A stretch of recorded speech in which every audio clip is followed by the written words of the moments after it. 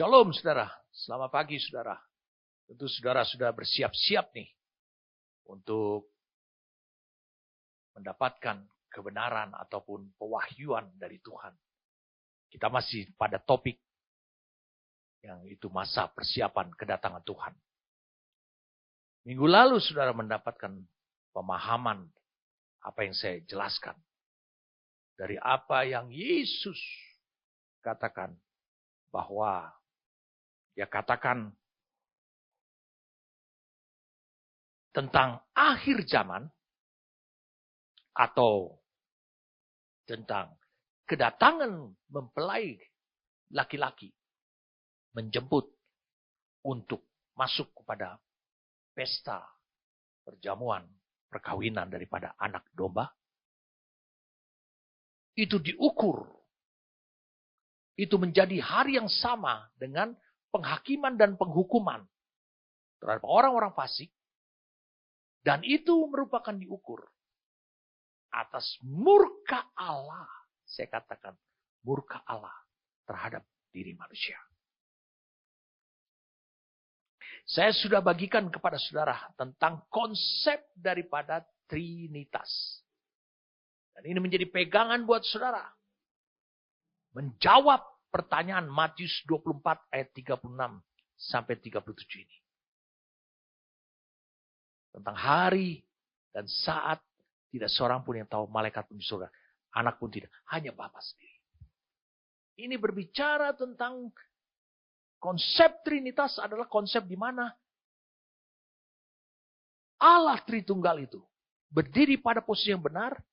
Mereka adalah pribadi yang berbeda, tetapi mereka memiliki hakikat dan mereka memiliki perannya pada satu pekerjaan yang sama, mungkin tetapi peran yang berbeda. Nah, sebelum melanjutkan, ada baiknya kita berdoa dulu kepada Tuhan. Mari kita berdoa. Terima kasih untuk anugerah yang Kau berikan kepada kami. Kau menyingkapkan kepada kami Tuhan, sehingga kami terus berada pada posisi yang benar. Kau sendiri berdiri pada posisi yang tepat dan benar. Bapa, kami bersyukur karena Engkau disebut adalah Bapa. Bukan hanya sekadar Allah, tapi Engkau Bapa. Kau tetap pada peranmu. Kau yang berkehendak. Kau yang memiliki rencana. Dan kami bersyukur semuanya itu diwujudkan melalui putramu, Yesus Kristus, dan juga oleh Roh Kudus lewat hidup kami. Terima kasih untuk penyingkapan yang Kau berikan kepada kami. Terima kasih karena Engkau meyakinkan kami bahwa kami adalah gereja yang disebut saat ini adalah mempelai wanitanya Kristus. Kami bersyukur kepadamu karena Engkau menyingkapkan hal ini dengan jelas dan Engkau sendiri Tuhan yang menyingkapkan misteri tentang firman ini kepada kami supaya kami tetap bisa berjaga-jaga. Kami siap untuk mendapatkan dari Tuhan pewahyuannya baru. Bahkan firman yang misteri akan tersingkap menjadi kebenaran dalam hidup kami. Kami bersyukur padamu. Demi nama Tuhan kami Yesus, berfirmanlah. Amin. Saudara sekarang lihat bagaimana kita dalam sikap berjaga-jaga dan bersiap. Tentu yang pertama adalah jangan urusin apa yang sudah dikatakan oleh Yesus.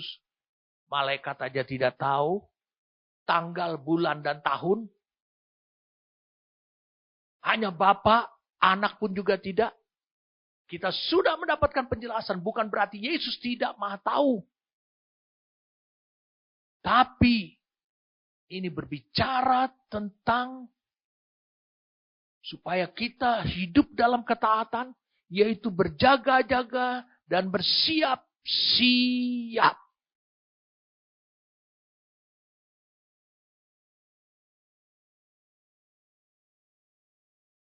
Ada hal yang perlu saudara ketahui, karena saya perlu menjelaskannya kepada saudara. Soal berjaga-jaga dan bersiap-siap.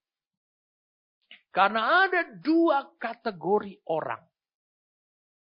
Pada akhir zaman, yaitu pada kedatangan Kristus, pada penghakiman, pada penghukuman, pada puncaknya murka Allah. Ada dua kategori orang. Yang pertama adalah, mari kita lihat sekarang, 1 Tesalonika 4. Ayat 16. Sebab pada waktu tanda diberi, yaitu pada waktu penghulu malaikat berseru dan sangkakala Allah berbunyi, maka Tuhan sendiri akan turun dari sorga, dan mereka yang mati secara fisik dalam Kristus akan lebih dahulu bangkit. Sesudah itu kita yang hidup secara fisik, yang masih tinggal akan diangkat bersama-sama dengan mereka dalam awan menyongsong Tuhan di angkasa. Demikianlah kita akan selama-lamanya bersama-sama dengan Tuhan. Berarti ada dua kategori orang. Dua kelompok orang lah.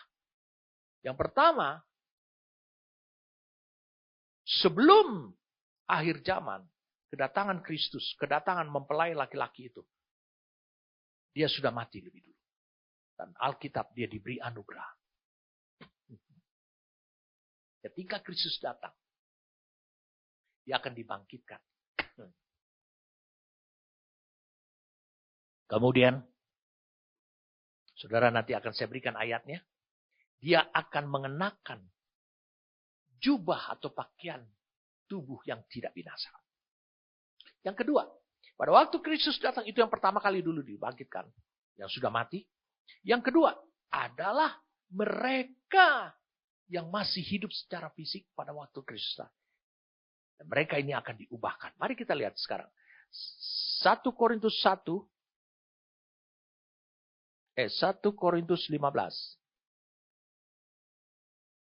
Ayat 51. Sesungguhnya aku menyatakan kepadamu suatu rahasia. Kita tidak akan mati semuanya. Tetapi kita semuanya akan diubah.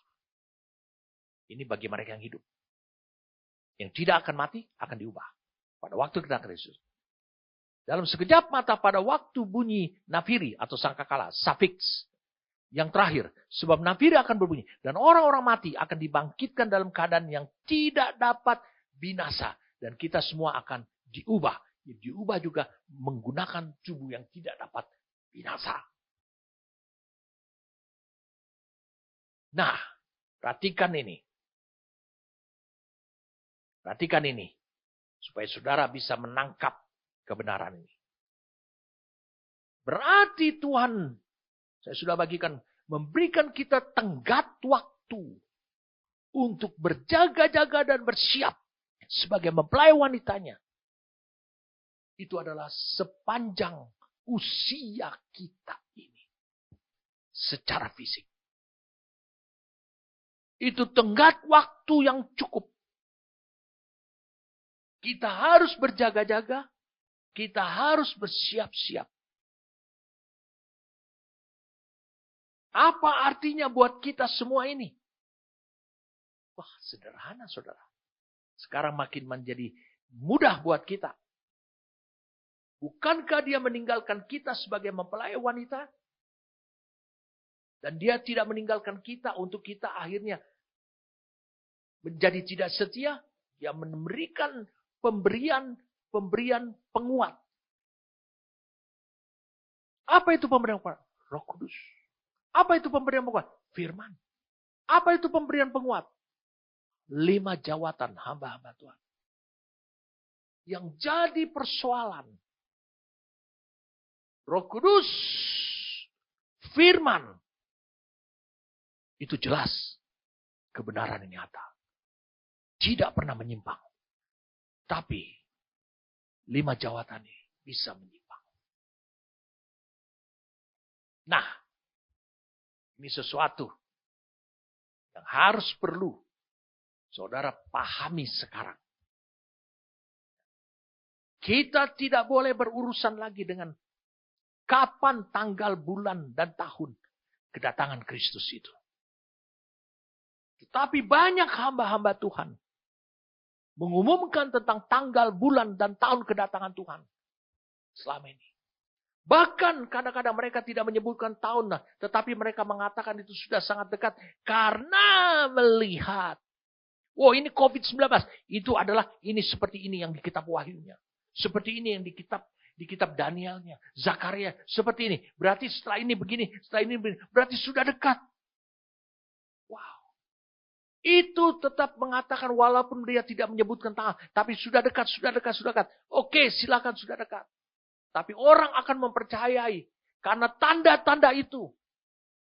Padahal saudara bisa lihat, semua tanda-tanda itu sudah dikumandangkan oleh Tuhan dengan membunyikan sopar, sangkakala. Ada 7 sangkakala. Pertama meterai itu.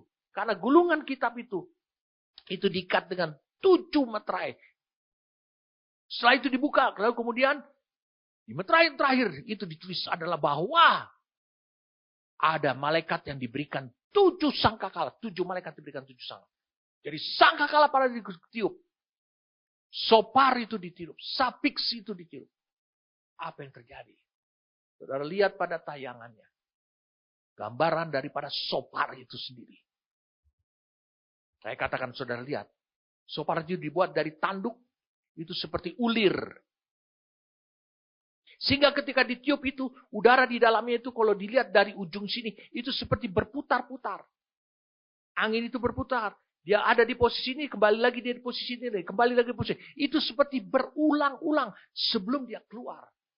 Keluarkan suara. Bukankah sopar itu menunjukkan adalah alarm, adalah peringatan yang membuat musuh panik. Sangkakala adalah gambaran daripada apa yang disampaikan oleh hamba-hamba Tuhan. Firman Tuhan yang dibawa oleh hamba, yaitu oleh Allah sendiri. Lewat hamba-hambanya. Itu menyatakan tentang kejadian. Memperingatkan umat Tuhan. Kadang-kadang sopar itu ditiup untuk panggilan bagi umat Tuhan. Untuk berkumpul bersama.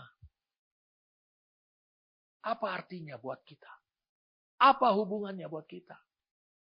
Hati-hati dengan hamba Tuhan yang selalu mengatakan itu. Setelah COVID ini, setelah begini kelihatannya kedatangan Kristus sudah dekat. Saya bangga dengan Dr. Tundo Bakari. Dia mengatakan after COVID, what next? Dia bilang tidak ada sesuatu yang baru.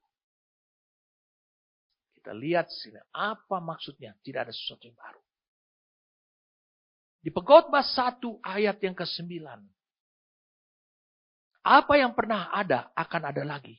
Dan apa yang pernah dibuat akan dibuat lagi. Tak ada sesuatu yang baru di bawah matahari. Adakah sesuatu yang dapat dikatakan? Lihatlah ini baru. Tetapi itu sudah ada. Dulu, lama sebelum kita ada. Namanya saja COVID-19. Tapi bencana oleh virus itu pernah terjadi sebelumnya. Tidak ada sesuatu yang baru. Betapa baiknya Tuhan itu. Dia tunjukkan semua tanda-tanda bencana itu. Melalui firman Tuhan, melalui hamba-hamba Tuhan. Untuk supaya kita berjaga-jaga. Karena itu bisa memberikan dampak dan pengaruh kepada keyakinan saudara. Kalau saudara akhirnya bersiap-siap oleh karena hamba Tuhan, ini sudah dekat, sudah dekat. Apakah saudara menyiapkan diri? Karena memang itu sudah dekat. Bukan toh. Saudara tahu, diberitahu oleh Kristus. Bahwa hanya Bapa yang tahu kapan aku kembali. Yang penting kau siapkan. Ini ada pemberian. Siap, berjaga-jaga. Tidak peduli. Taati itu. Berarti kau hidup dalam kasih dan kesetiaan yang teguh.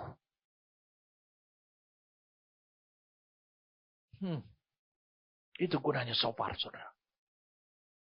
Nah, sekarang saya ingin sampaikan kepada saudara tentang, ulangi, tentang apa yang terjadi pada diri gereja. Mengapa banyak hamba-hamba Tuhan berani mengumumkan tanggal, bulan, tahun kedatangan Tuhan selama ini. Terlalu berani. Dan banyak orang bersiap-siap. Lihat, Yesus juga mengatakan begini.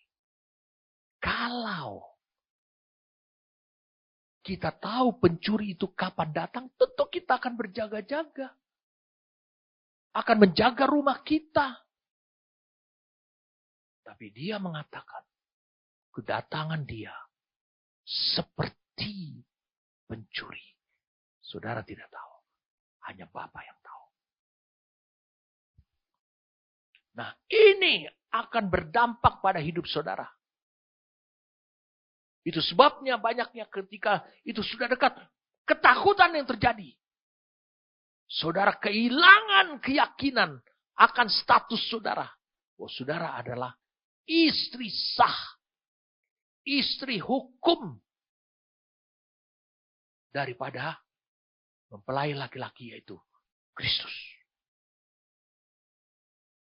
Kenapa saudara hidup dalam ketakutan?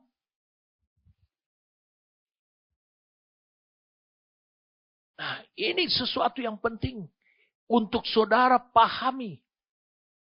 Jadi, saya katakan jadi, apa yang harus saudara lakukan? Tetap berjaga-jaga, bersiap. Terus hari demi hari. Karena apa? Pemberian penguat mempelai laki-laki itu mendatangi saudara setiap hari. Bahkan saya ingatkan saudara. Di kitab Amos itu sudah dikatakan. Tuhan menganugerahkan dua kepada umatnya. Kehausan dan kelaparan akan firman. Dan juga menganugerahkan firman yang hidup. Yang repot adalah. Saudara dia hanya dianugerahi satu. Yaitu kehausan dan kelaparan akan firman. Tapi yang saudara hanya dapatkan adalah hanya Alkitab. Bukan lagi perkataan yang keluar dari mulut Tuhan. Bukan lagi pekerjaan daripada Roh Kudus lewat daripada firman itu. Maka saudara akan tetap dahaga, haus, dan lapar.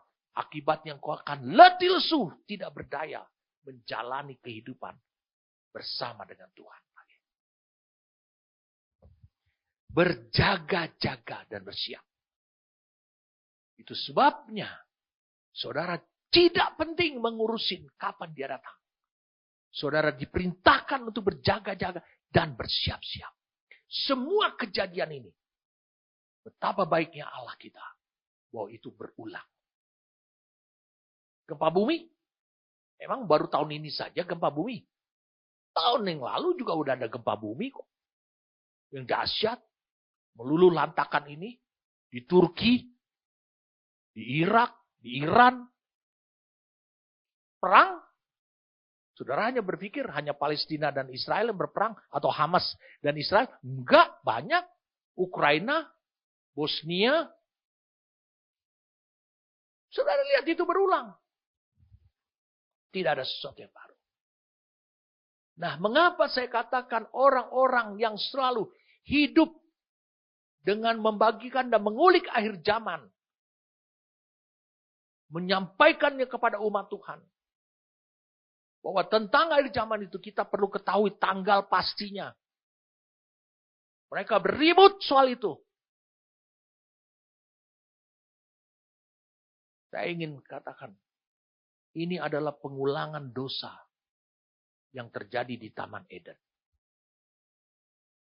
Mari saya ajak saudara untuk melihat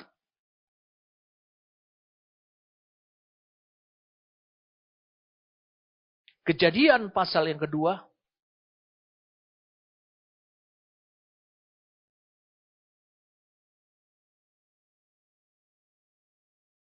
Ayat 8. Selanjutnya Tuhan Allah membuat taman di Eden di sebelah timur, disitulah ditempatkannya manusia yang dibentuknya itu. Lalu Tuhan Allah menumbuhkan berbagai pohon dari bumi yang menarik dan yang baik untuk dimakan buahnya, dan pohon kehidupan di tengah-tengah taman itu. Serta pohon pengetahuan tentang yang baik dan yang jahat. Kemudian kita lompat ke ayat yang ke-15. Tuhan Allah mengambil manusia itu dan menempatkannya dalam taman Eden yang dia bangun itu. Yang dia bikin. Untuk mengusahakan dan memelihara taman itu. Taman Eden adalah gambaran tentang gereja. Itu adalah suatu tempat di mana manusia ditempatkan di sana. Atau Firdaus. Itu tempat asal, saudara. Itu adalah rumah Bapa. Lalu Tuhan Allah memberi perintah ini kepada manusia. Semua pohon dalam taman ini boleh kau makan buahnya dengan bebas. Tetapi pohon pengetahuan tentang yang baik dan yang jahat itu, janganlah kau makan buahnya, sebab pada hari engkau memakannya, pastilah engkau mati. Saya sampaikan kepada saudara peringatan daripada Yesus itu. Dia bilang gitu, Yesus memperingatkan, yang penting berjaga-jaga. Malaikat tidak tahu kapan kedatangan Kristus. Kapan penghakiman dan penghukuman itu? Seperti yang dia beberkan di Matius 24 seluruhnya. Tidak ada yang tahu. Anak pun tidak. Saudara sudah mendapatkan pewahyuan. Anak pun tidak, itu bukan berarti dia tidak maha tahu. Dia tahu. Tetapi dia tidak mau bergeser dari kebenaran. Dia dalam pemahaman kita tentang konsep Trinitas. Dia memiliki peran bahwa dia adalah pelaksana kehendak Bapa. Jadi Bapa yang berkemauan. Jadi makanya Bapa yang tahu kapan itu. Karena hanya Bapa yang tahu kapan murkanya dia. Maka pelaksana murkanya itu adalah Sang Putra. Mari kita lihat dosa yang berulang ini terjadi lagi di dalam kehidupan gereja. Masalahnya hamba-hamba Tuhan ini hidup di dalam kehidupan gereja, di dalam umat Tuhan. Mari kita lihat. Jadi peristiwa ini, saudara lihat. Iblis dalam wujud ular di Taman Eden. Itu tidak mengatakan kepada Adam. Tetapi kepada perempuan. Sebab Adam sudah tahu bahwa itu terlarang.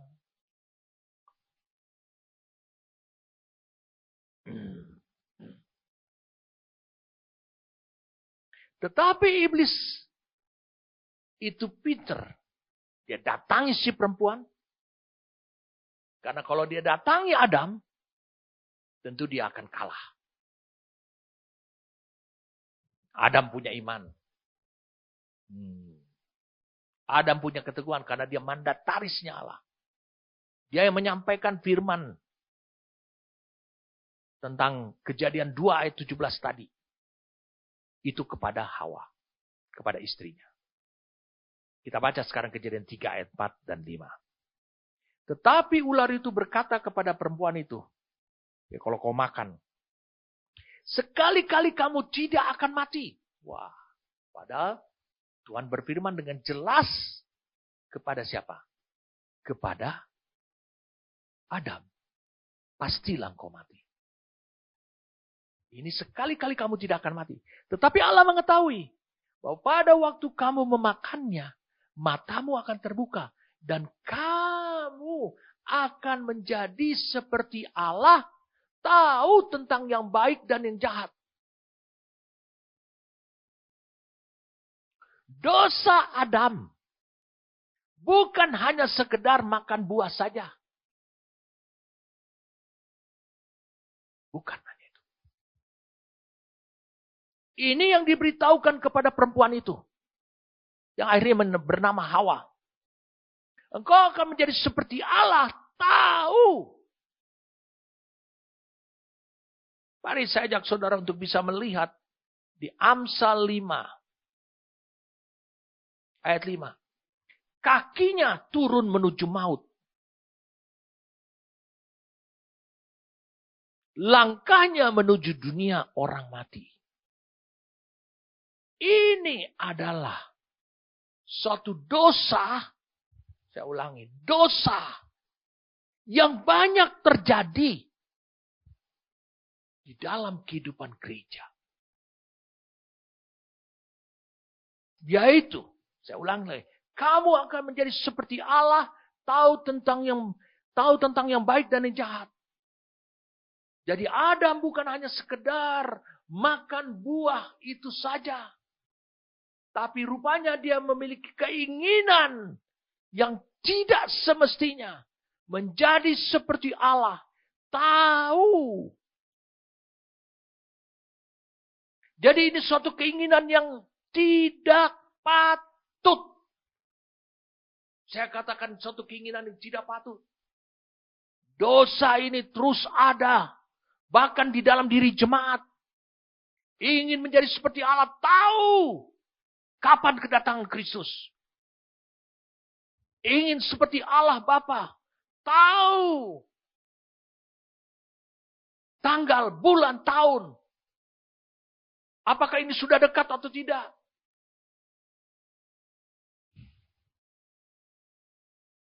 Betulkah dosa seperti ini berulang-ulang terus?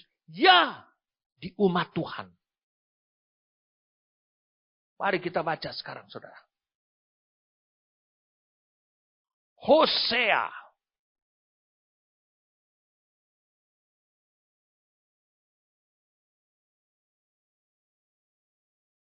Hosea 6 ayat 7.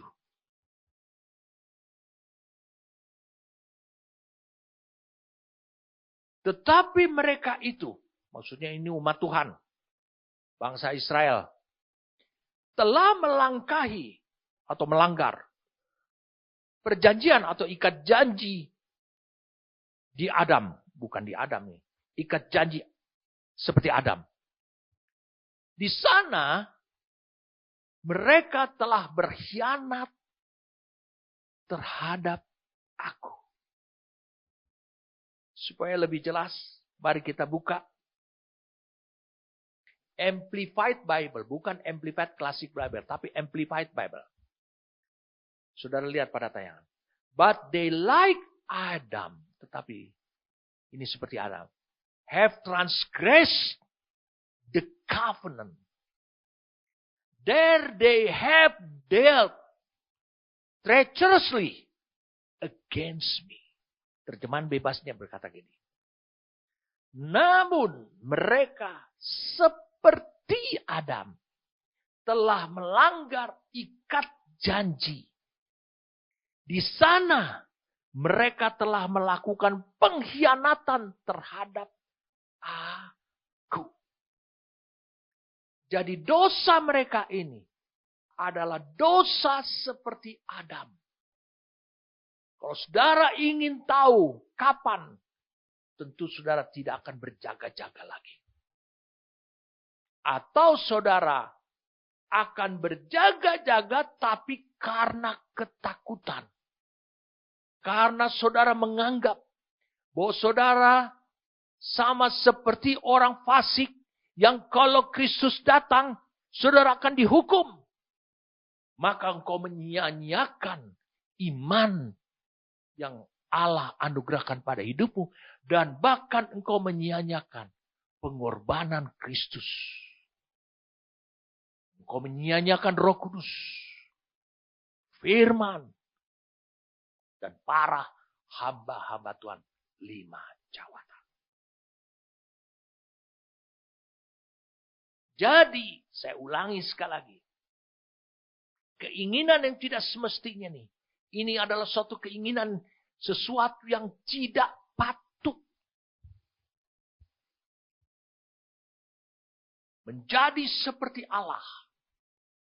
Tahu. Ini bukannya tahu yang baik dan yang jahat.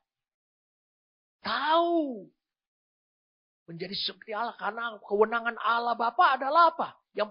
Yang paling membedakannya dia dengan Putra dan Roh Kudus. Dia yang tahu kapan murkanya. Kapan Kristus datang. Kapan itu? Engkau ingin seperti Allah. Tahu. Mengerikan sekali saudara. Ini dosa yang berulang dari Taman Eden.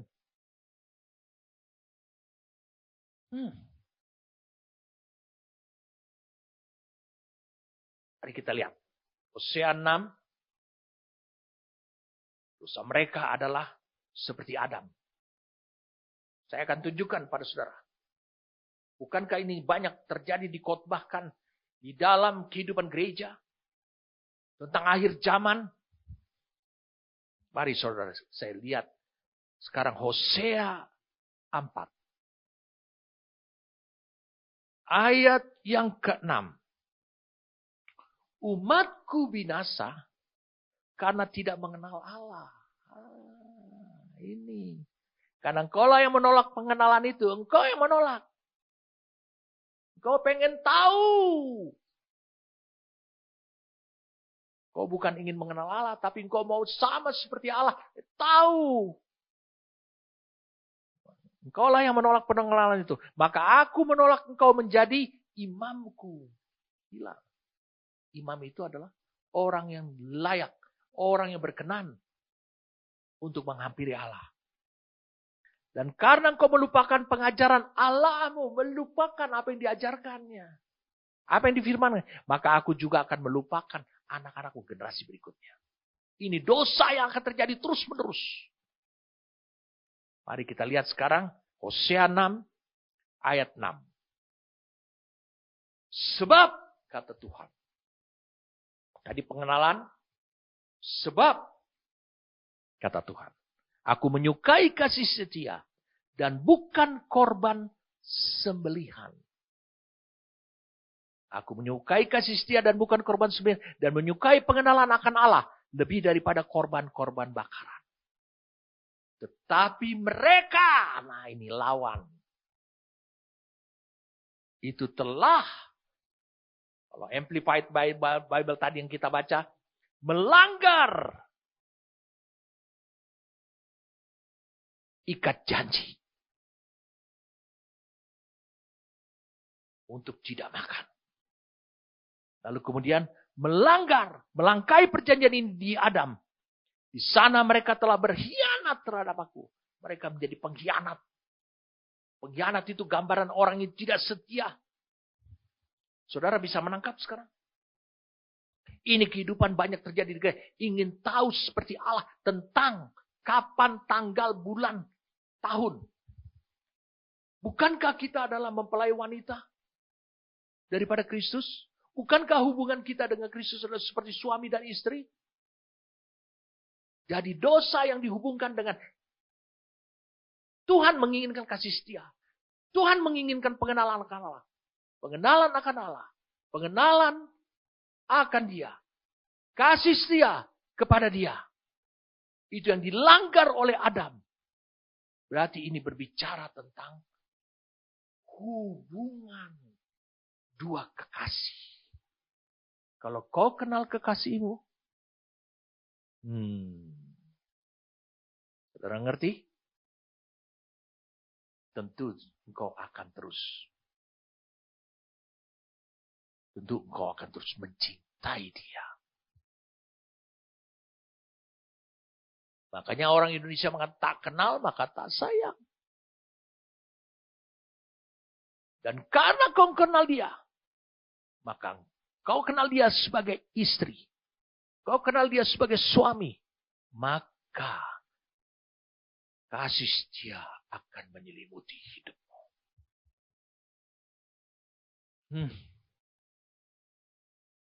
Nah, saudara bisa bayangkan. Ini dosa yang berulang. Sebabnya berjaga-jaga dan bersiap itu dalam sekali. Dari semua ayat Matius 24 ayat 36 itu. Dalam sekali Tuhan inginkan. Kau harus bisa berjaga-jaga. Tidak mau tahu kapan waktunya. Saya sudah sampaikan pada saudara, selama kau hidup di dalam tubuh fisik ini, itu adalah tenggat waktu yang Tuhan berikan. Cukup untuk bisa berjaga-jaga dan bersiap-siap. Mari kita baca sekarang. Hukum Taurat. Hukum Taurat ini adalah firman Tuhan.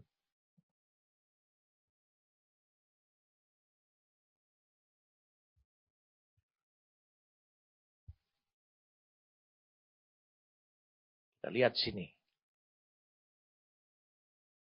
Mulai dari ayat pertama. Lalu tuh Allah, Keluaran 20. Lalu Allah mengucapkan segala firman ini. Akulah Tuhan Allahmu yang membawa engkau keluar dari tanah Mesir, dari tempat perbudakan. Jangan ada padamu Allah lain di hadapanmu. Jangan membuat bagimu patung yang menyerupai apapun yang ada di atas langit, atau yang ada di bumi, di bawah, atau yang ada di dalam air, di bawah bumi. Jangan sujud menyembah kepada atau mengabdi atau beribadah kepadanya. Sebab aku Tuhan Allahmu adalah Allah yang cemburu, yang membalaskan kesalahan bapa kepada anak-anaknya, kepada keturunan ketiga, keempat, dan orang-orang yang membenci. Tetapi aku menunjukkan kasih setia. Kasih setia. Kenapa ayat 1 sampai ayat 5 ini Allah ucapkan? Karena hubungan saudara dengan dia. Jangan saudara mendua hati. Itu berzina. Lalu kemudian ayat 6. Tetapi aku menunjukkan kasih setia kepada beribu-ribu orang. Yaitu mereka yang mengasihi, yang punya hubungan. Kasih. Hubungan suami istri. Aku dan yang berpegang pada perintah-perintahku. Jangan menyebut nama Tuhan Allahmu dengan sembarangan. Sebab Tuhan akan memandang bersalah orang yang menyebut namanya dengan sembarangan. Mengapa ayat 7? Suami istri. Ini adalah sebagai tanda penghormatan. Gak boleh menyebut dengan sembarangan. Kemudian dia katakan begini. Hukum Tuhan. Dia sebutkan lagi hukum Tuhan berikutnya. Ayat 12. Hormatilah ayah ibumu. Supaya lanjut umurmu di tanah yang diberikan Tuhan Allahmu kepadamu. Kemudian sampai pada hukum yang ke-10. Jangan mengingini rumah sesamamu. Jangan mengingini istrinya atau hambanya laki-laki. Atau hambanya perempuan. Atau lembunya. Atau keledainya. Atau apapun yang dipunyai sesamamu. Jangan ingin. Bukankah ini sesuatu hal yang ada kemiripannya dengan di Taman Eden. Dosa Taman Eden. Engkau ingin. Tidak sekali-sekali. Engkau akan menjadi seperti Allah. Jadi akhirnya tahu. Nah, karena orang-orang ini ingin tahu hal-hal perkara-perkara yang hanya Allah saja tahu, maka dia juga terjerumus kepada dosa yang sama. Dia ingin. Dia ingin. Dia menginginkan. Bagaimana kita menghabiskan rasa ingin kita itu? Kita tidak punya keinginan apa-apa lagi. Kita hanya menjalankan apa yang Tuhan inginkan. Maui. Kita menjadi pelaksana. Kita menjadi bukti bagi Tuhan. Apa yang Tuhan kehendaki. Lihat. Mazmur 23.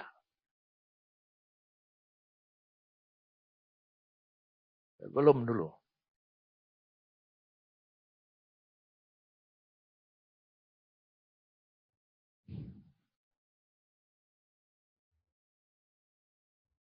Mazmur 23 adalah Mazmur Daud. Ini sesuatu yang bagus untuk kita jadikan hal yang jelas supaya kita hidup dalam kebenaran. Mazmur 23 ayat 1. Mazmur Daud, Tuhan adalah gembalaku, takkan kekurangan aku. Sebenarnya bukan kekurangan. Kalau kau lihat dalam King James Version, The Lord is my shepherd. I shall not want. Saya terjemahkan bebas saja. Tuhan adalah gembalaku. Aku nggak akan punya keinginan kalau dia menjadi gembala. Ini obat. Ini langkah jalan kehidupan. Supaya saudara jangan ingin. Ini pemulihan buat hidup saudara. Yaitu kalau Tuhan menjadi gembala. Dia yang menggembalai saudara. Memimpin saudara. Maka saudara tidak akan memiliki keinginan. Jadi saudara bisa lihat dosa yang mengerikan. Dosa kekejian kalau saya katakan. Terjadi berulang dari Taman Eden. Sekarang ada di tengah-tengah gereja. Di tengah-tengah umatnya. Kau akan menjadi seperti Allah. Tahu. Kapan akhir zaman itu. Kapan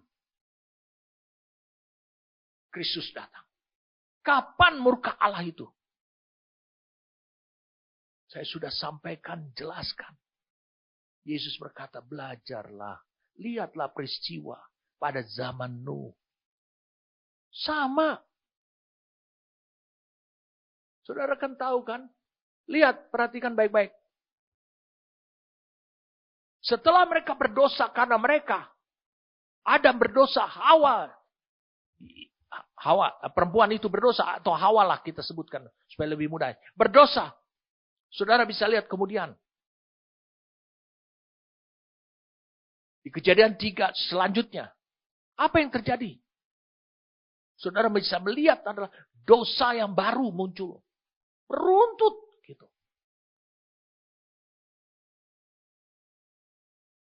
Hati-hati kita merasa ingin tahu.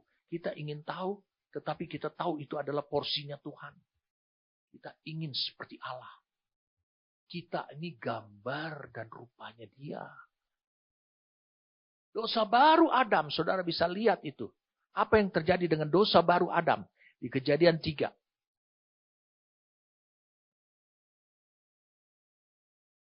Apa yang terjadi dengan dosa Adam? Saudara lihat nih, simple saja. Lihat, ayat 12. Manusia itu menjawab, perempuan yang kau tempatkan di sisiku, dialah yang memberi dari buah pohon itu kepadaku, maka kau makan. Apakah dia menunjuk, menyalahkan istri? Bukan, dia menyalahkan dua pribadi. Siapa? Istri dan Tuhan. Kau yang berikan dia.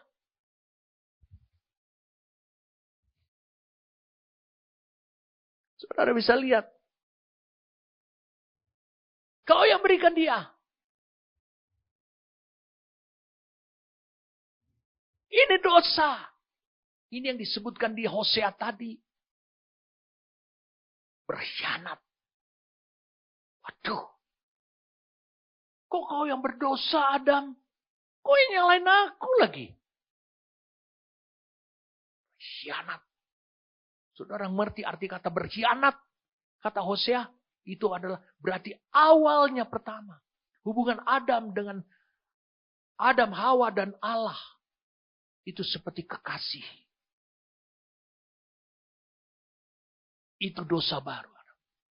Saudara bisa melihat apa yang menonjol. Ego, akunya menonjol. Dosanya Hawa, saudara bisa lihat sini. Kemudian berfirman Tuhan kepada perempuan ini. Apa yang telah kau berbuat ini? Jawab perempuan itu. Ular itu yang memperdayakan aku. Maka aku makan. Dosa baru Hawa adalah apa? Ya Tuhan, aku yang salah. Aku yang pertama kali berdosa. Rasul Paulus saja menulis yang pertama berdosa itu adalah perempuan. Hawa. Kok mau dibantah?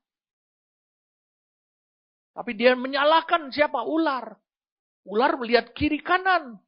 Siapa lagi? Saudara bisa lihat. Dari Hosea tadi. Kemudian dari apa yang Tuhan katakan, apa yang Tuhan firmankan kepada Adam. Dan apa kemudian dosa beruntut. Maksudnya dosa yang mengikuti berikutnya. Yang terus-menerus dimanifestasikan. Dihasilkan. oleh Adam dan Hawa. Saudara bisa lihat, mereka tidak lagi memiliki kasih setia. Mereka tidak lagi mengenal Allah.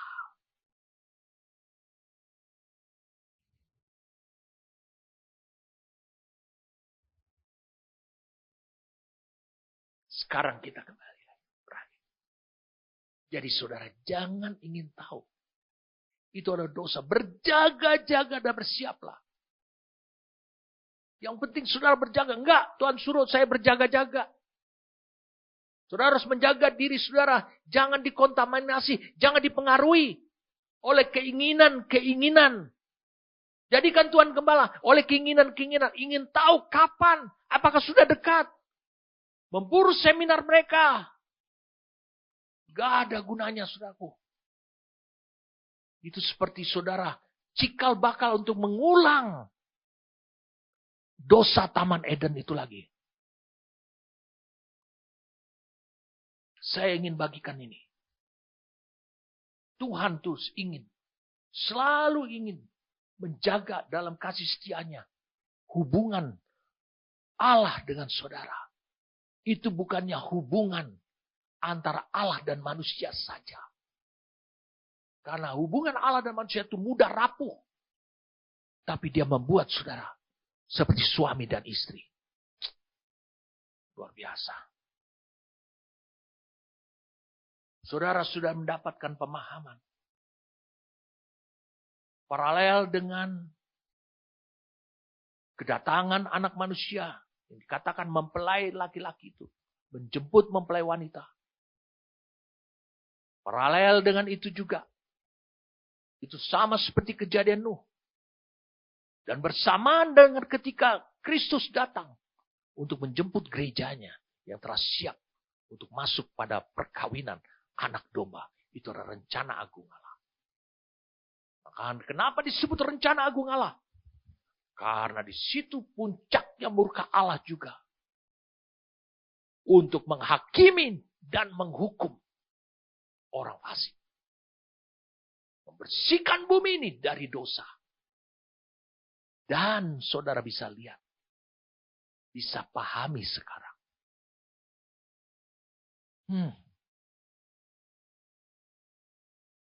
Kehendak Bapa. Kehendak Bapa. Yang dituangkan pada waktu murkanya telah mencapai puncak ini. Diselesaikan oleh Kristus. Dan ada dua kehendak Bapa. Ada satu kehendak Bapa. Rencananya ini terwujud. Dan itu dijabarkan pada dua kehendak. Yaitu. Kehendak yang pertama adalah. Dia mengendaki. Perjamuan. Pesta. Pernikahan. Daripada anak domba. Putranya. Dengan gerejanya. Yang kedua. Kristus yang sama menjadi pengantin. Menjadi suami saudara. Gerejanya. Dia juga yang mengeksekusi, melaksanakan. Menjadi hakim. Untuk menghapus segala kedurjanaan. Dosa. Jadi saudara bisa lihat. Lihat. Paralel dengan penghakiman dan penghukuman. Adalah yang sama serentak. Maksud saya bukan paralel. Adalah hari perkawinan anak domba dengan gerejanya. Jadi semua bencana dan penghukuman tersebut. Yang terjadi di bumi ini. COVID-19 dan seterusnya. Peperangan dan seterusnya. Teroris dan seterusnya. Korupsi dan seterusnya. Itu menjadi kalender bagi gerejanya. Sebagai mempelai wanita Kristus. Untuk menghargai. Pemberian-pemberian penguat Kristus. Yaitu Roh Kudus yang terus bekerja. Menyiapkan mereka. Membuat mereka berjaga-jaga. Berikan firman. Dan hamba-hamba Tuhan. Justru bukan hamba-hamba Tuhan ini menyesatkan kalian. Membuat kalian gagal. Jadi semua bencana ini seperti kalender bagi gerejanya. Karena status saudara adalah sebagai mempelai wanita Kristus. Menuju, yang sedang menuju kepada hari perkawinan tersebut.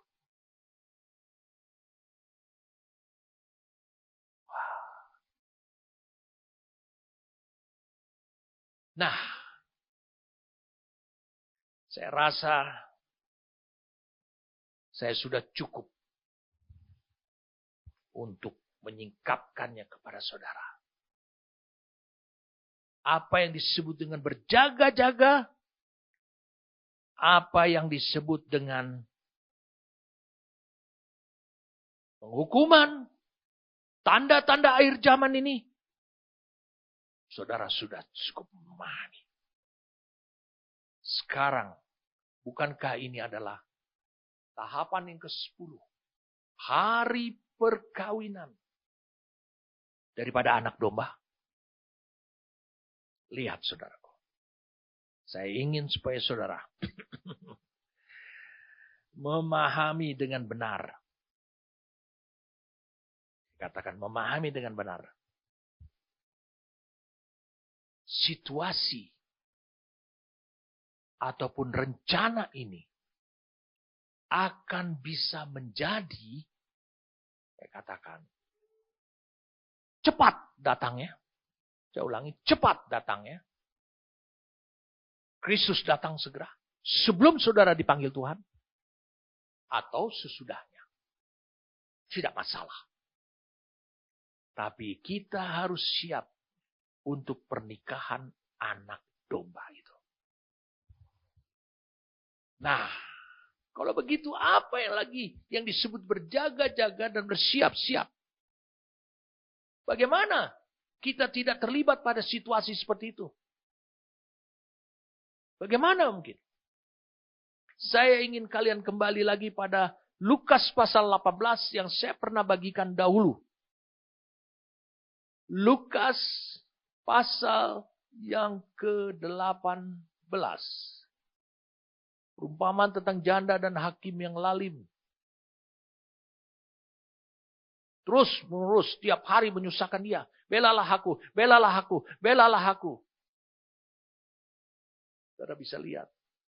Membela hak wanita ini. Membela hak wanita ini. Akhirnya dikerjakan. Mari kita lihat. Ayat 7. Tidakkah Allah akan membenarkan orang-orang pilihannya yang siang malam berseru kepadanya, berharap kepadanya, bergantung kepadanya, mengandalkannya, dan adakah ia mengulur-ngulur waktu sebelum menolong mereka? Aku berkata kepadamu, ia akan segera membenarkan mereka. Akan membenarkan perkaranya. Apa yang menjadi hak di mata Allah itu adalah benar. Allah akan berikan. Allah akan segera. Tapi kalau hanya janji, belum menjadi hak, Allah akan pertimbangkan berbagai macam kondisi. Tapi hak tidak akan. Aku berkata kepadamu, ia akan segera membenarkan mereka. Akan tetapi, jika anak manusia itu datang, Kristus datang kembali lagi, adakah ia mendapati iman di bumi? Mengapa ini penting? Sebagai seorang istri yang ditinggalkan oleh suaminya, saya sudah sampaikan dulu. Ditinggalkan suaminya adalah engkau tetap teguh, setia. Iman itu adalah kemampuan merupakan indera supranatural saudara. Untuk bisa melihat apa yang sudah terjadi di alam roh. Tetapi belum terjadi di alam natural. Ini yang Yesus katakan untuk membangun kesetiaan. Dan iman itu, Roma 10 ayat 17. Timbul dari firman, dari perkataan Kristus remata. Dari pendengaran akan firman. Dari mendengar firman, muncul iman itu berarti muncul kemampuan untuk melihat jauh ke depan. Bahwa itu saudara sudah melihat hari perkawinan anak domba. Dan saudara adalah sebagai gerejanya, bagian dari gereja. Dan saudara ada di sana. Bukankah itu yang membuat saudara akan berdiri teguh? Saudara akan meninggalkan perkara-perkara duniawi. Hal-hal yang tidak patut buat saudara. Keinginan yang tidak patut buat saudara. Karena apa yang Allah kendaki? Yaitu sekarang menjadi milik saudara. Jadi, saudara bisa lihat. Saudara bisa mampu untuk bisa melihat. Wahyu 22. Saya katakan Wahyu 22.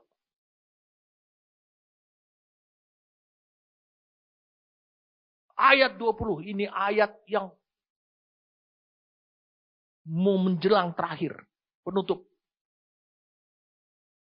Kita lihat di sini. Lihat di sini. Ini yang bisa saudara lihat dengan iman.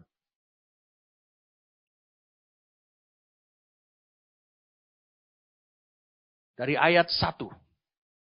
Lalu ia menunjukkan kepadaku sungai air kehidupan yang jernih, bagaikan kristal dan mengalir keluar dari tahta Allah dan tahta anak domba. Lalu saudara, di mana gerejanya? Gereja punya tahta di mana? Oh, enggak usah ragu. Anak domba sudah menikah di sini. Dia sudah satu, suami, istri satu. Sehingga saudara ada di dalam ataupun pada anak domba ini. Mari kita lihat ayat yang ke-20.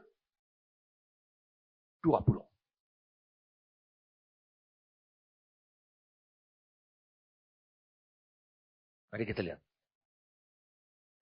Ayat 18 kita. Aku bersaksi kepada setiap orang yang mendengar perkataan-perkataan nubuat dari kita ini. Jika seorang menambahkan sesuatu kepada perkataan ini, maka Allah akan menambahkan kepadanya malapetaka yang tertulis di dalam kitab ini. Nggak boleh nambahin. Termasuk adalah menambah itu. Oh, saya tahu kok. Kapan itu? Saya perkirakan itu antara tahun ini dengan tahun ini. 2027 sampai 2028 itu akan terjadi kiamat. Akan terjadi Kristus datang. Dan jika seorang mengurangkan sesuatu dari perkataan dari kitab nubuat ini, maka Allah akan mengambil bagiannya dari pohon kehidupan. Dan dari kota kudus seperti yang tertulis dalam kitab ini. Kalau engkau mengurangkan juga. Nggak terlalu penting lah ini. Yang penting adalah begini. Saya nggak mau tahu lah. Tentang akhir zaman itu nggak penting. Nggak bisa. Mari kita lihat sini. Ia yang memberi kesaksian tentang semuanya ini berfirman. Yaitu Allah. Ya, aku datang. Segera, ini ya Tuhan. Amin, datanglah Tuhan Yesus. Ini yang menjadi iman. Saudara bisa melihat. Saudara duduk di atas tahta. Maka saudara akan memiliki passion. Ya, datanglah segera. Bukan saudara ingin tahu kapan datangnya. Jadi, menyambut hari pernikahan itu. Bukannya ingin tahu kapan hari pernikahan itu.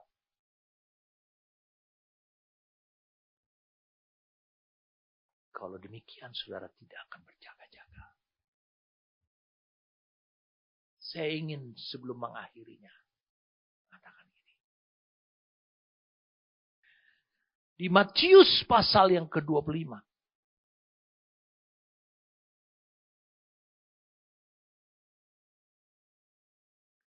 Kisah tentang 5 gadis yang bodoh dan 5 gadis yang bijaksana. Mereka menyongsong mempelai laki-laki dan ini digambarkan sebagai sahabat-sahabat mempelai laki-laki yaitu Kristus. Saya ingin sebelum kita mengakhirinya, saudara lihat, hubungkan ini dengan kitab Wahyu.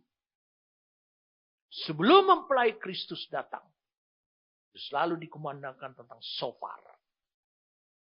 Dan betulkah shofar ini berbicara tentang bencana-bencana, hal-hal yang masa kesusahan, masa penderitaan yang luar biasa sekali. Tapi Allah sudah umumkan lebih dahulu melalui shofar bahwa itu semua berulang. Kalau kita lihat di sini dalam cerita kisah Matius 25 ini sampai ayatnya yang ke-13. Peristiwa ini ada terjadi pada malam hari. Jadi ini adalah suatu kebiasaan bangsa Yahudi. Kebiasaan yang berlaku di masyarakat Yahudi kuno. Mempelai pria, laki-laki, biasanya datang pada malam hari. Biasanya larut malam. Hampir mendekati tengah malam bersama dengan rombongannya. Malam artinya adalah kekelaman dunia. Itu adalah suatu masa yang mencekam dan banyak orang dia ingin segera malam itu berlalu. Bukankah apa yang saya sampaikan selama ini tentang masa persiapan kedatangan Tuhan itu sudah jelas.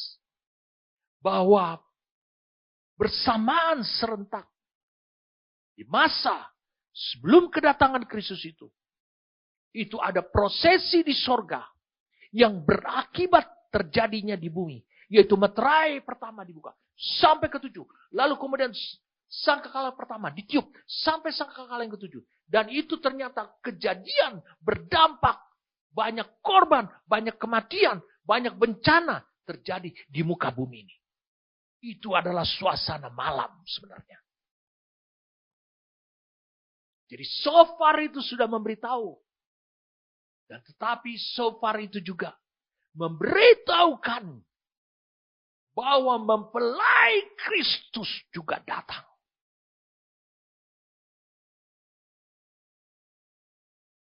Saya ulangi. Mempelai Kristus itu datang.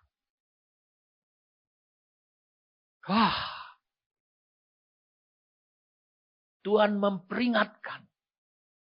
Memberitahukan.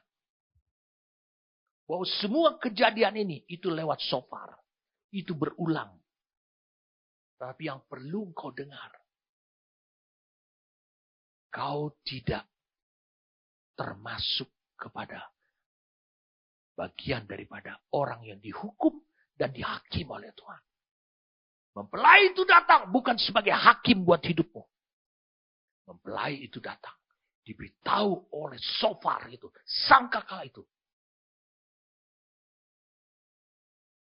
Bahwa engkau sudah bersiap-siap. Jadi sikap berjaga-jaga dan siap untuk akhir zaman inilah yang dituntut Allah dari manusia. Masa kekelaman itu adalah masa penderitaan. Gak usah khawatir. Gak ada penderitaan yang lebih ngeri. Semua modelnya sama. Semua pernah terjadi. Tuhan menjamin. Lalu kemudian kita ketahui apa yang disebut dengan kerajaan 1000 tahun. Tapi saya mau yang cepat saja. Ini adalah satu kode yang diucapkan oleh Rasul Yohanes. Kalau saudara mau lihat tentang kerajaan 1000 tahun.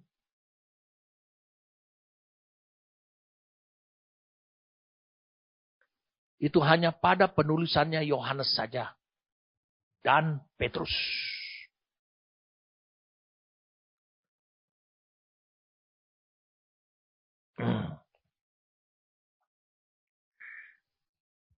Seribu tahun. Kita baca sekarang 2 Petrus 3 ayat 8. Akan tetapi saudara-saudaraku yang kekasih, 1 tahun tidak boleh kamu lupakan. Yaitu bahwa di hadapan Tuhan, satu hari sama seperti 1000 tahun. Dan 1000 tahun sama seperti 1 hari. Saya ingin supaya saudara clear. Nanti saya akan jelaskan. Lihat. Wahyu 20 ayat 2. Ia menangkap naga si ular tua yaitu iblis dan setan. Dan mengikatnya 1000 tahun lamanya. Tanpa kekuasaan dan pengaruh daripada iblis. Itu 1000 tahun lamanya. Lalu kemudian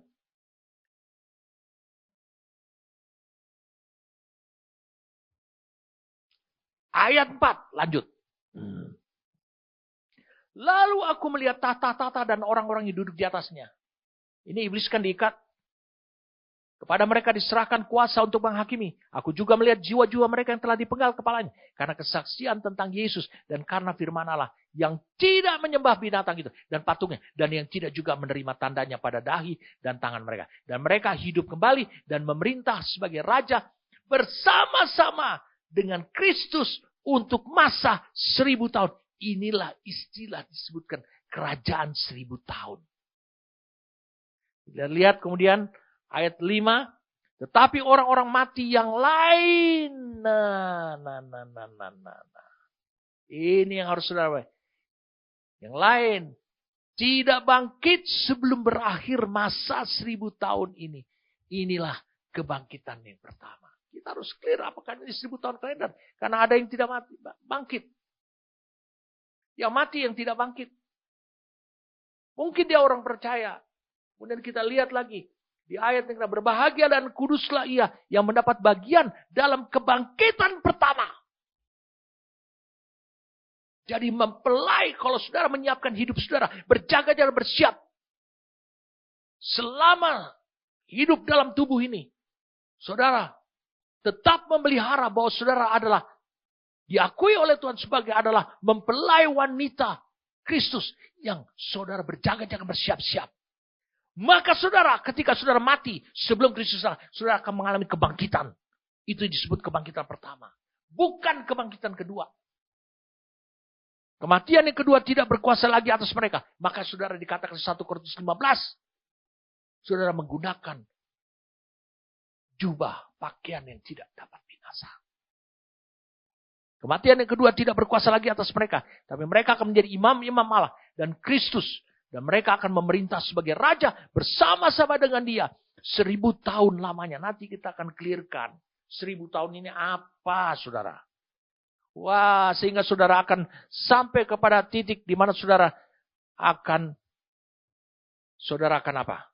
Saudara akan berjaga-jaga dan bersiap dengan benar. Seperti yang dituntut oleh Tuhan.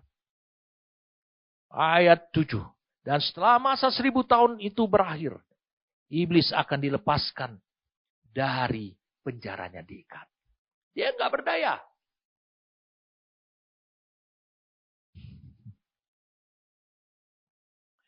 Dia dilepaskan. Dia akan pergi menyesatkan bangsa-bangsa pada keempat penjuru bumi. Ayat 8. Kejadian Wahyu 20. Mereka untuk berperang dan sebelum mereka sama dengan banyak.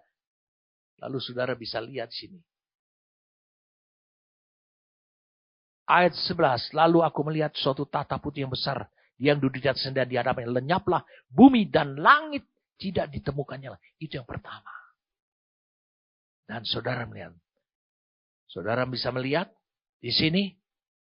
Suatu penghakiman. Ayat 12. Dan aku melihat orang-orang mati. Besar kecil. Berdiri di depan tahta itu. Lalu dibuka semua kitab. Dan dibuka juga semua kitab lain. Yaitu kitab kita. Dan semua orang mati. Dihakimi. Siapa penghakimnya? Kristus. Padahal di pasal 19. Dia adalah pengantin anak domba. Pengantin laki-laki, yaitu anak domba. Menurut perubahan berdasarkan apa yang ada tertulis dalam kitab-kitab itu. Lalu kemudian sudah lihat, maka laut menyerahkan orang-orang yang mati. Mereka dihukum. Setiap orang, ayat 15, yang tidak ditemukan namanya terus dalam kitab kehidupan itu, ia dilemparkan ke dalam lautan api itu. Lalu, lihat. Saudara lihat, setelah iblis juga termasuk. Lalu aku melihat langit baru, pasal 21 ayat 1. Bumi baru, langit yang pertama, dan bumi yang pertama telah berlalu. Dan laut pun tidak ada lagi. Dan aku melihat kota yang kudus Yerusalem. Yang baru turun dari surga dari Allah. Yang berhias bagaikan pengantin perempuan. Itu saudara. Yang berdandan itu semuanya. Lalu aku mendengar. Suara yang nyaring dari tahta itu berkata. Lihatlah kemah Allah ada di tengah-tengah manusia. Dan ia akan diam bersama-sama dengan mereka. Mereka akan menjadi umatnya. Dan ia akan menjadi Allahnya. Kemudian ayat 4 ini penghiburan. Dan ia akan menghapus segala air mata. Dari mata mereka. Dan maut tidak akan ada lagi. Tidak akan ada lagi perkabungan. Atau ratap tangis. Atau duka cita. Sebab segala sesuatu yang lama telah berlalu.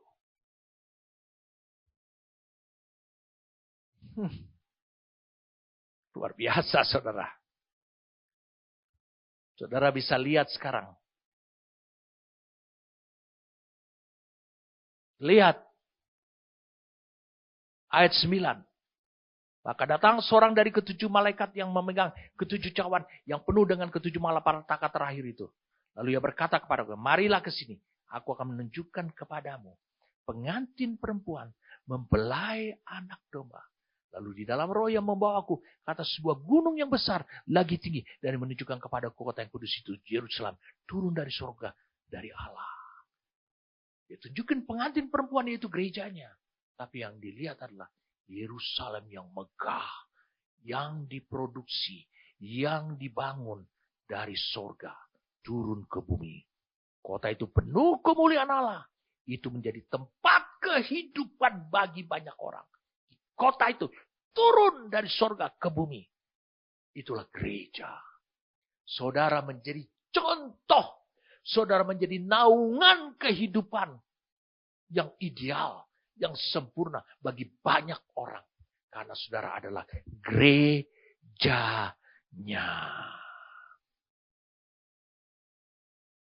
Dan saudara lihat.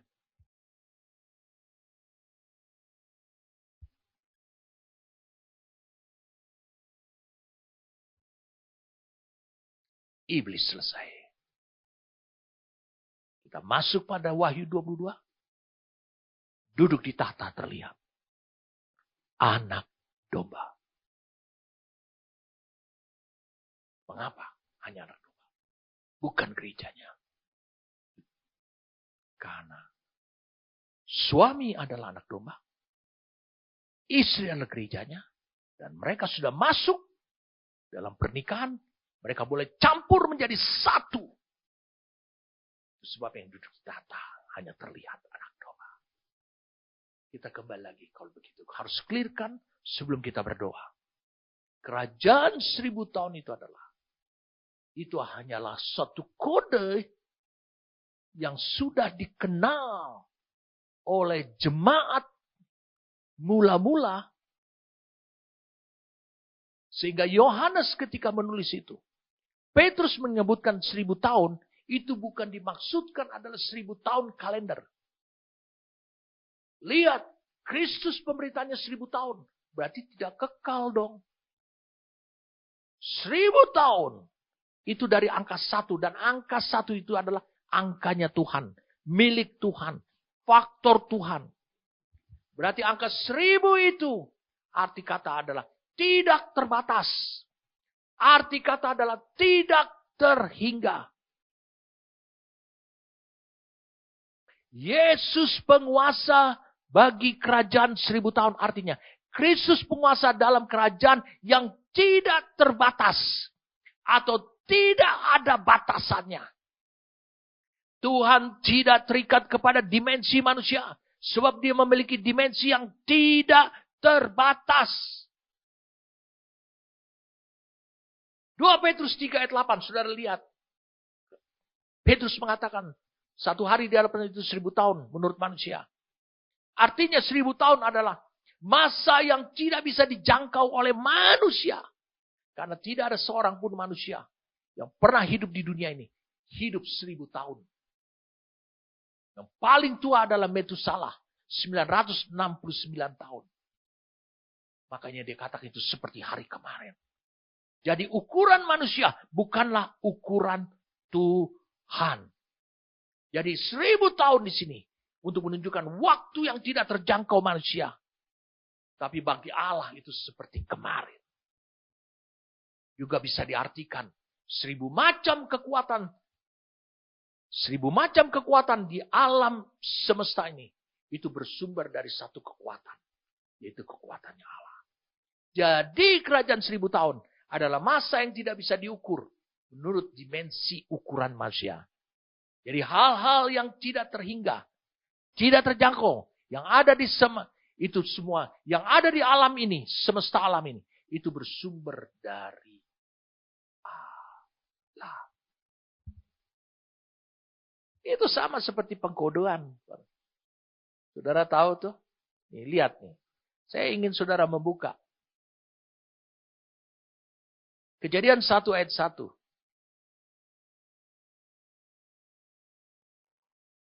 Pada mulanya Allah menciptakan langit dan bumi.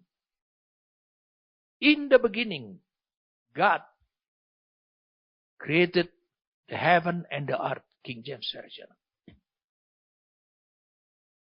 Atau dikatakan pada awal Allah menciptakan langit dan bumi. Bukan.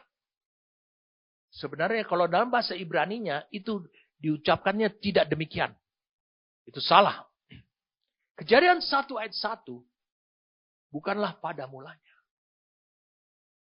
Tetapi pada suatu permulaan. Itu yang lebih tepatnya. Pada suatu permulaan. Allah itu menciptakan langit dan bumi. Karena Allah sudah ada sebelumnya. Sebab Allah sudah ada pada mulanya.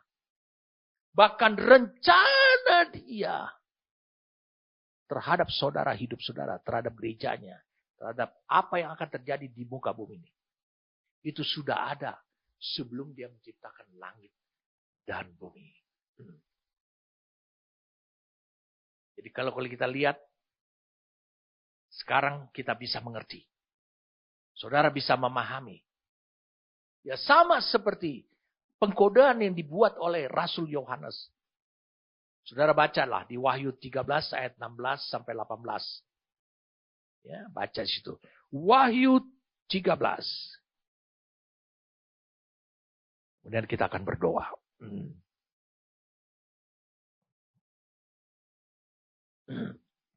Dan ia menyebabkan sehingga pada semua orang kecil atau besar, kaya atau miskin, merdeka atau hamba, diberi tanda pada tangan kanannya atau pada dahinya. Tangan kanan, perbuatan, dahi, pikiran, mindset.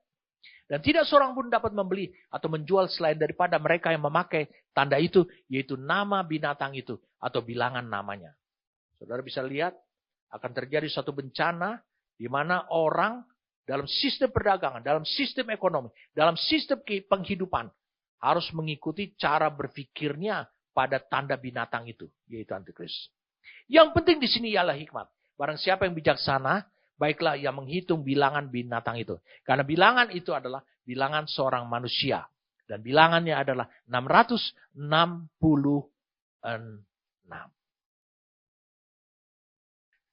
Yohanes adalah seorang Yahudi. Dan dia menulis kepada gereja-gereja yang berbahasa Ibrani. Dari penjara. Tapi diseleksi dulu. Oleh kepala penjara Kekaisaran Roma. Yang menahan dia di Pulau Patmos. Dia menyebutkan ada satu tanda yaitu 666. Untuk menunjuk tentang antikris adalah orang-orang yang hidup. Berlawanan dengan jalan Kristus, berlawanan dengan kebenaran Kristus, berlawanan dengan kehidupan Kristus. Karena Kristus mengatakan, akulah jalan, kebenaran, dan kehidupan. Rasul Yohanes menulis dengan kode ini demi keamanan dirinya. Sehingga waktu dibaca, udah mereka nggak ngerti, ya sudah. Tanda di dahi. Itu adalah mindset pikiran, hati-hati.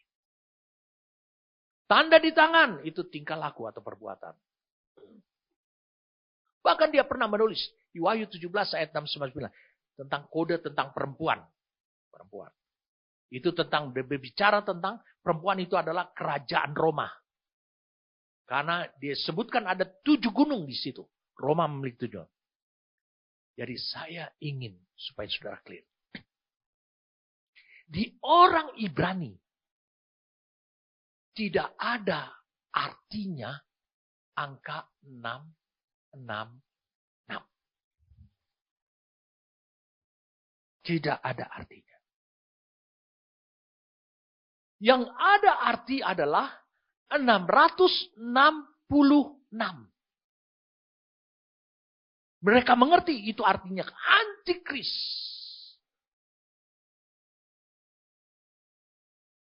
Jadi saudara bisa lihat. Mengerikankah saya baru bagikan sedikit tentang kitab Wahyu. Hubungannya. Saya sedang membagikan kitab Wahyu. Hubungannya dengan status saudara sebagai mempelai. Wanitanya Kristus, tunangan. Istri, tunangannya Kristus. Apakah kitab Wahyu itu mengerikan? Tidak. Karena sekarang saudara memisahkan hubunganku dengan Kristus adalah sebagai suami dan istri.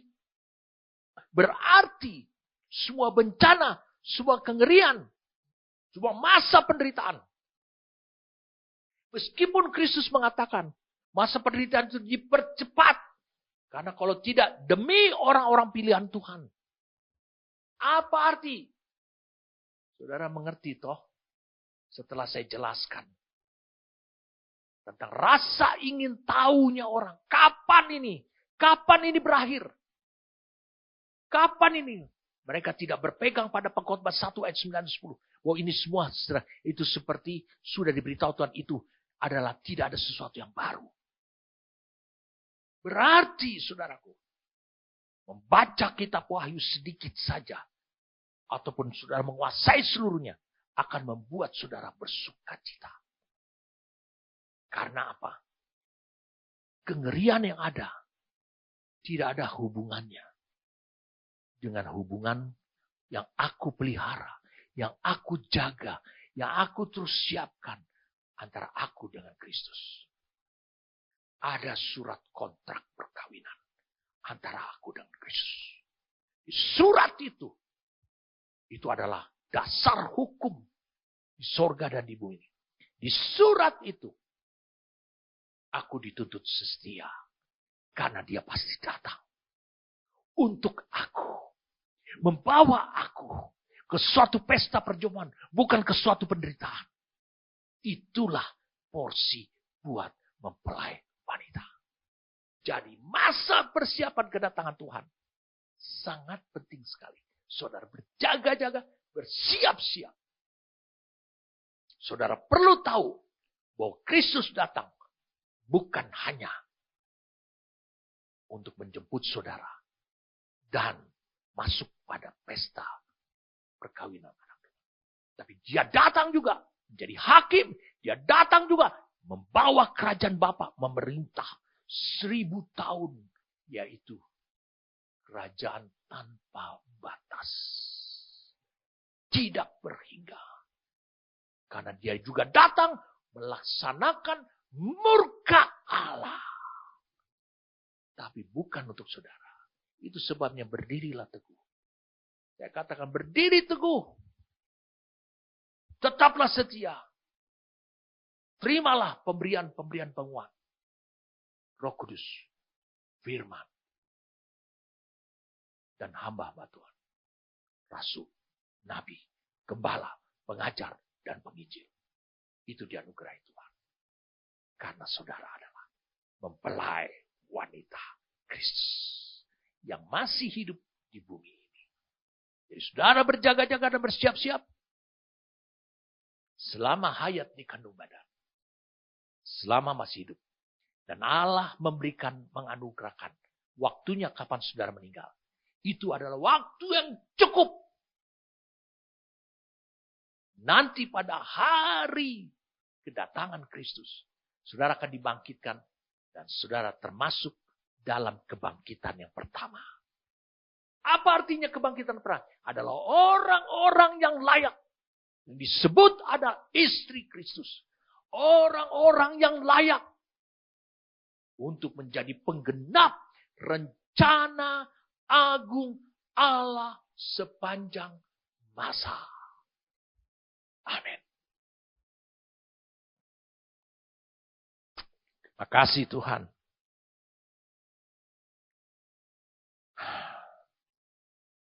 Rencanamu itu pasti tergenapi. Terima kasih karena Engkau menyingkapkannya dan bahkan Engkau menuntunnya membawa masuk kami. Untuk kami siap dan terus berjaga-jaga. Kami bersyukur kepadamu atas apa yang Tuhan singkapkan kepada kami. Bahwa Kau akan segera datang. Itu menjadi passion kami seperti yang ditulis dalam Wahyu 22. Kau akan segera datang Tuhan. Oleh karena kami adalah kekasih-Mu yang disiapkan oleh Engkau dan yang telah siap dan senantiasa berjaga-jaga. Kami bersyukur kepadamu karena Engkau juga adalah gembala buat kami.